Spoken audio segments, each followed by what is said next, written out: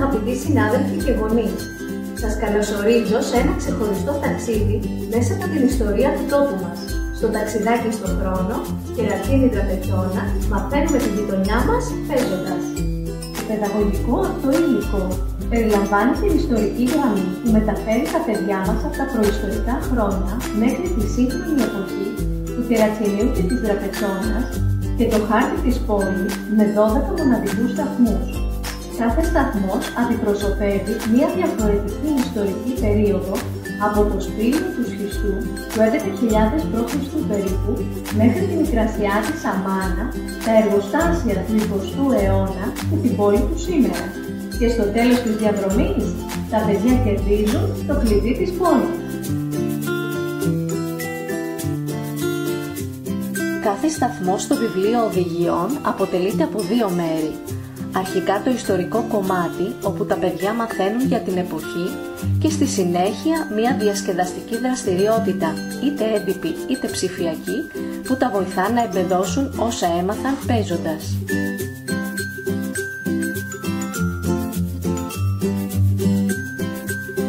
Περνώντας από κάθε σταθμό, τα παιδιά παίζουν ψηφιακό λαβύρινθο στο σπήλαιο του σχιστού, δημιουργούν με κατασκευές, παίζουν με QR codes και ακούν τα αγάλματα της περιοχής τους να μιλάνε, συνθέτουν σε πάζλ τον λέοντα των ταμπουρίων, παίζουν με τις παροιμίες και τα ενίγματα, πειραματίζονται με μπαλόνια, παίζουν φιδάκι και παιχνίδι θησαυρού, κερδίζοντας το κλειδί της πόλης τους.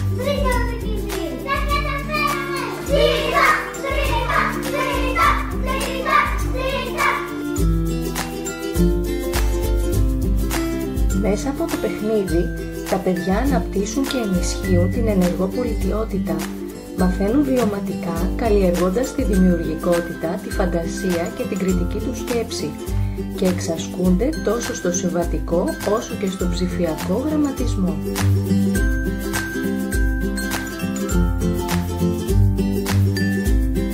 Ελάτε να ταξιδέψουμε μαζί στον χρόνο, εξερευνώντας την πλούσια ιστορία του τόπου μας παρέα με τα παιδιά.